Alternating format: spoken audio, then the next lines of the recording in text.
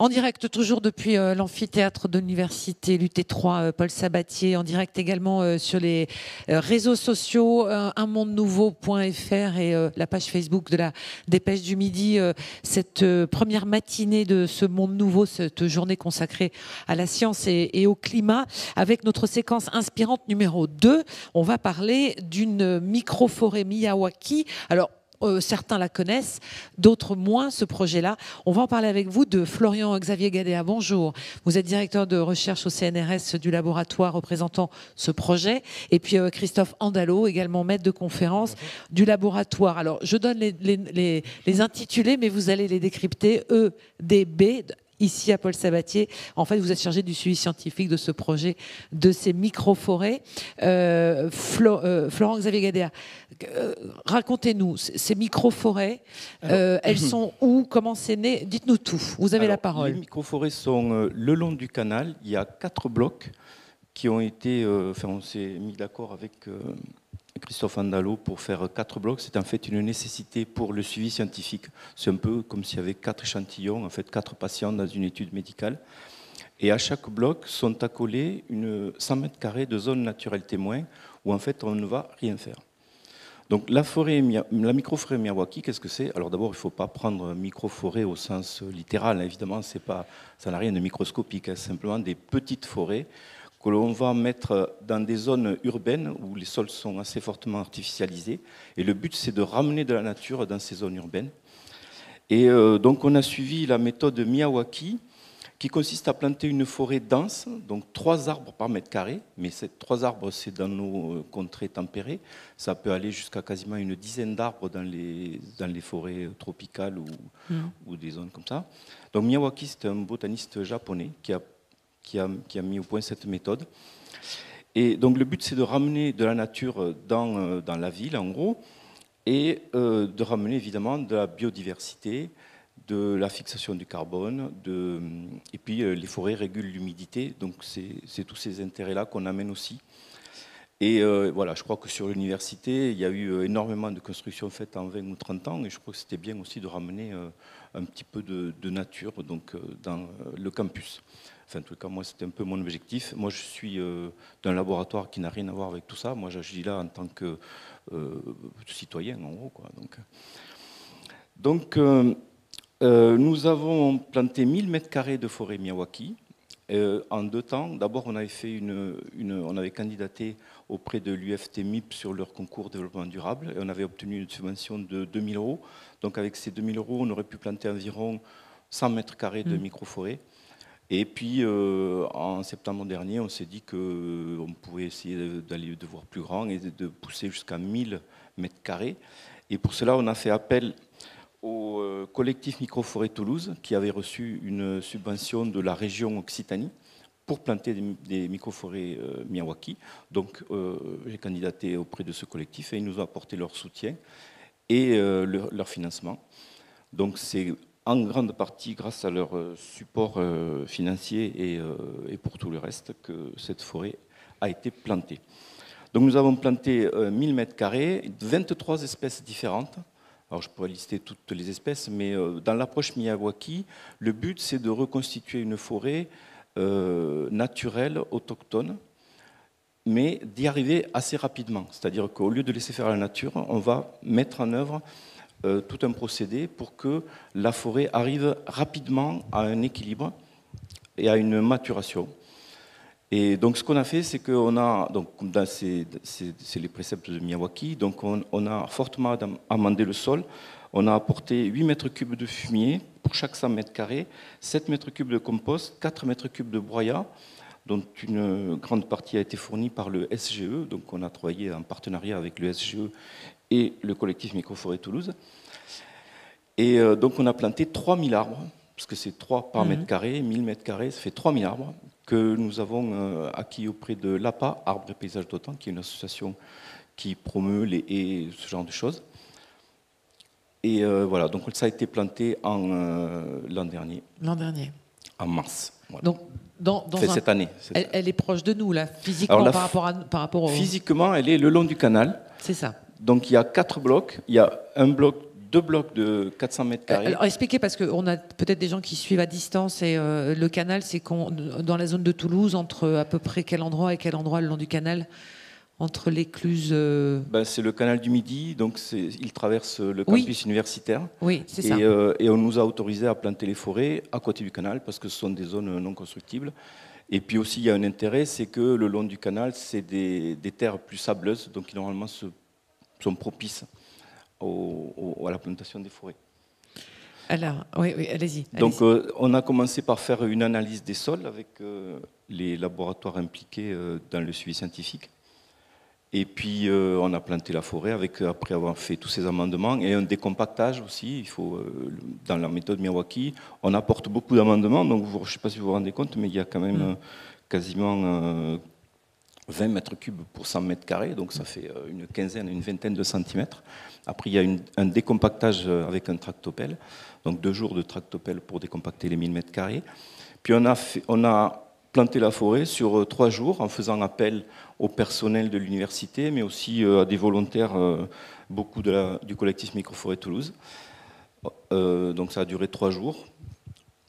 Et puis voilà, après on a mis un grillage pour protéger la microforêt pendant 3 ans. Donc il y a ce grillage qui va rester là. Le but c'est juste de protéger la microforêt des animaux sauvages, mais aussi des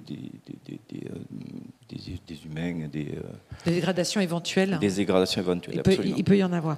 Alors, on va s'intéresser, Christophe Andalou, justement, au suivi scientifique du projet, parce que c'est une forêt donc, qui va arriver à maturité. À quelle échéance? Et d'ici là, il va se passer quoi, selon vous? Oui, alors d'abord... Si, allez-y, va marcher. D'accord, donc je vais revenir un petit peu sur ce suivi scientifique, parce que Xavier, que je connais par ailleurs, est venu nous voir, le labo d'écologie, donc c'est le labo EDB, Évolution et Diversité Biologique, et puis aussi beaucoup le labo Ecolab, je suis au-dessus. Et il est venu nous voir en me disant, voilà, il y a de toute façon une forêt qui va se planter, est-ce que ça ne vous intéresserait pas, les écologistes, de suivre cette forêt? Alors, on s'est un peu plus penché sur ce concept. Moi, personnellement, je ne le connaissais pas. Et pour tout vous avouer, on a eu une belle levée de bouclier de la part de beaucoup de collègues, parce qu'il y a quand même des problèmes, notamment de communication sur ces micro-forêts.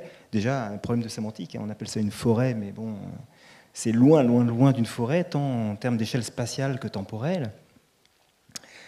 On vante beaucoup le nombre d'arbres, alors qu'il va y avoir plein de compétitions probablement et que beaucoup vont mourir. Donc voilà, quand on dit des milliers d'arbres, au final, il en restera peut-être beaucoup moins. Et puis on vante surtout des bénéfices, sans vraiment de référence, stockage du carbone, 10 fois plus de biodiversité, ou même 20 fois plus, enfin bon, bref, des chiffres comme ça, sans vraiment de référence à un témoin, des parcelles ou qui seraient gérées autrement, quoi. Voilà, ceci étant dit, quand on a un peu fouillé, nous on a trouvé le concept plutôt intéressant. Ça pouvait être un outil intéressant pour amener, comme disait Xavier, la nature en ville. Et puis on s'est rendu compte qu'il n'y avait quasiment aucune étude scientifique, ou très peu, il en existe quelques-unes, mais très très peu, pour justement valider ces bénéfices vantés, qui sont probablement certains. Les arbres, ça stocke du carbone, mais dans quelle mesure planter 1000 m² de forêt, ça va régler des problèmes? Pour la biodiversité, on n'en sait pas non plus grand-chose. Et éventuellement proposer des améliorations techniques à ces aménagements. Et enfin, profiter que c'est dans le campus de l'université pour faire participer les étudiants à travers leur TP, puisque c'est au pied des salles de TP. Donc voilà. Donc sur une réticence au départ, à mon avis, assez justifiée, on s'est dit, non, c'est potentiellement intéressant, c'est une méthode intéressante, c'est juste un problème de communication. Et nous, en tant que scientifiques, on peut justement apporter, essayer de valider ou tester certaines hypothèses quant à ces bénéfices et utiliser la manne étudiant, enfin le potentiel de l'université pour ça. Ce qui veut voilà, dire... donc voilà comment s'est mis en place ce suivi, pourquoi, pour quelles raisons, etc. Oui, Xavier. En fait, on se connaissait parce qu'on fait de la natation ensemble. Donc, ça aide. Dans les couloirs de nage, ça aide, j'imagine. Voilà. Un peu d'apiculture aussi. Moi, je me suis dit, j'ai le financement pour planter une microforêt, ce serait quand même bien, on est dans une université, d'avoir un suivi scientifique, d'autant plus que je savais qu'il y avait un laboratoire d'écologie et tout ça. Donc. Mais ce qui est intéressant dans ce que vous nous dites quand même, ce qui rejoint un peu ce que l'on a vécu et compris avec les tables rondes précédentes, c'est toute la question de on va dire, de la vulgarisation, de la sémantique, de la communication, en tous les cas de la compréhension de pourquoi on fait les choses ou qu'est-ce que les choses peuvent faire pour améliorer, pour jouer sur le climat. Donc on voit très bien que le mot micro-forêt, il y en a qui appellent ça des forêts urbaines, par exemple. Est-ce que c'est peut-être plus judicieux? C'est la même chose. Bon, effectivement, c'est un peu de la com de dire micro-forêt. C'est complètement de la com. C'est absolument pas des forêts. C'est des bosquets, des haies, mais voilà, vu comment en plus leur petite taille et leur agencement spatial, ça peut pas du tout ressembler à une forêt. Ceci dit, c'est ce que j'allais vous dire. Le fait que ça soit des petites tailles, par exemple, c'est intéressant parce que ça va permettre que la lumière pénètre au cœur de ces bosquets et le nombre d'espèces, qui est très important, 3 pieds au mètre carré. Donc le nombre d'individus au mètre carré et la densité est très importante. Mais justement, le fait que ça soit des petites plantations va peut-être permettre que la compétition soit moins intense et qu'on garde quand même un nombre important de pieds au mètre carré. Voilà, donc ce qui peut paraître un désavantage, finalement, en est un. Mais c'est juste qu'il faut bien communiquer, être sûr de voilà, qu'est-ce que ça va vraiment apporter, pourquoi on le fait, pourquoi on le finance. Ça, je pense que c'est très important et c'est là qu'on a peut-être un rôle à jouer, quoi. Donc, à terme, là, depuis quelques mois, vous avez déjà des observations, vous avez déjà des notions, il s'est déjà passé des choses dans cette, on va dire, micro-forêt, que vous n'aimez pas ce terme-là, mais dans cet endroit où il va y avoir visiblement de la compétition, comme vous dites, une sélection naturelle. Alors, on fait 2 choses. La première, c'est des choses qu'on a faites cet été, au printemps et à l'été. Nous, on a cartographié quasiment à l'unité, avec des photos de drone, on a cartographié tous les arbres. Enfin, une partie, et on va poursuivre cette cartographie. Donc, on connaît la position et l'identité de tous les arbres. Je parle des parcelles Miyawaki. Du coup, on va savoir qui meurt où, les espèces qui meurent, pourquoi, quand elles sont entourées de quels voisins, etc. Est-ce que ça meurt plus en bordure? On va avoir des données là-dessus, ce qu'il n'y a pas pour l'instant. Et puis, dans les zones témoins, qui sont en régénération naturelle, qui vont nous servir de point de comparaison, là, on a commencé des inventaires floristiques qu'on va poursuivre, j'espère. Donc ça, c'est des choses qui ne coûtent pas très cher, qu'on a pu mettre en place. Et puis, par ailleurs, on a fait des demandes de financement. On en a fait une, on a eu un échec pour l'instant, mais on compte poursuivre. Où là, on va mettre un suivi un peu plus précis de certains compartiments de la biodiversité, comme les mycorhizes, les oiseaux, comment les oiseaux utilisent ça, par exemple, pour venir se nourrir. On va aussi regarder un peu plus précisément les problèmes de stockage de carbone, en faisant le bilan complet des installations, parce qu'il faut voir que le sol est beaucoup remué, donc on relâche beaucoup aussi de carbone, il y a beaucoup de camions qui sont utilisés, les plants sont transportés, donc si on fait le bilan net, voilà. Quel est ce bilan par rapport à si on n'avait rien fait ou voilà. Et enfin, et ça c'est important, dans notre projet qu'on a déposé, on avait toute une partie, un aspect humain, comprendre les aspects humains de ces microforêts, quelles sont les motivations des gens qui participent à ces microforêts. J'avoue que je suis très surpris de l'engouement, y compris des étudiants pour ces microforêts. J'ai des demandes de stage en permanence. Donc voilà, donc il y a quelque chose, je pense, à creuser. Voilà, qu'est-ce qui se passe dans la tête des gens là? C'est intéressant. Pourquoi ça les intéresse tant? Et pourquoi il y a cet engouement? Donc il y a aussi tout cet aspect-là qu'on pense développer. Une partie sociologique plus... Voilà, exactement. En comparant, par exemple, des personnes qui ont participé à des personnes de l'université qui n'auraient pas participé au genre de choses, avec des enquêtes. Voilà.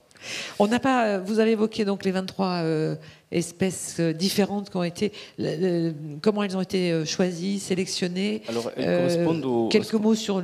quelques-unes d'entre elles? Alors, elles correspondent à ce qu'on appelle le PNF, le potentiel naturel de végétation.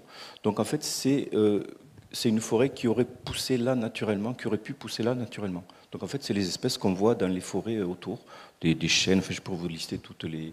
Mais bon, on va jusqu'à planter des ronces, par exemple, puisqu'il y a des ronces dans les forêts, donc on plante des ronces. Et on le met dans un pourcentage qui correspond aux forêts naturelles locales. Le but, c'est vraiment d'amener une forêt autochtone, mais simplement de booster l'arrivée à maturité par un fort amendement des sols, par un paillage aussi. On a mis environ 250 kg de paille pour 100 mètres carrés. Donc voilà. Donc tout ça, le but, c'est juste d'arriver rapidement à la maturité. Merci beaucoup à tous les deux. Elle doit arriver à maturité quand? Dans combien de temps on se revoit? Alors, d'après ce que disent les trucs de Miyawaki, c'est de l'ordre de la dizaine, vingtaine d'années. D'accord. Très bien. Alors qu'une forêt naturelle aurait mis de l'ordre de la centaine d'années pour arriver à la même chose. Absolument. À la même chose, grosso modo. Parce que, bon, donc, ce qui est clair, c'est que le suivi va être intéressant sur le long terme. Hein. Donc, bien sûr. Faut mettre en place quelque chose de réaliste pour justement avoir des données qui s'accumulent sur pas de temps, 10 ans, 20 ans. Ouais. Voilà, pour voir vraiment ce que ça a donné à la fin, quoi. Donc actuellement, on est à la recherche de financement, essentiellement pour le suivi scientifique. Voilà, le message est passé. Donc c'est le projet Microforêt Miyawaki. Christophe Andalot, merci. Florent Xavier Gadea, merci à tous les deux pour cette séquence inspirante qui clôt la matinée de cette journée du Monde Nouveau, cette journée de conférences et de débats. On va s'arrêter jusqu'à 14h. Ça reprend après la pause déjeuner avec 2 autres tables rondes. Je vous donne le programme. Une consacrée, et c'est très intéressant et passionnant, sur la lutte des fake news. Comment lutter contre les fake news dans le monde scientifique aussi. On l'a vu avec la crise du Covid, combien ce sujet est crucial aujourd'hui. Et puis on parlera aussi du devenir des climateurs. Hein, comment devenir acteurs et citoyens pour la lutte contre le réchauffement climatique, dérèglement climatique. Donc tout ça, c'est une partie du programme de cet après-midi à partir de 14h. C'est toujours en direct sur les réseaux sociaux, lemondenouvveau.fr, sur le site de la dépêche.fr et également le Facebook de la Dépêche du Midi. Merci beaucoup pour avoir suivi cette première matinée et on se dit rendez-vous tout à l'heure à 14h pour la suite et la fin.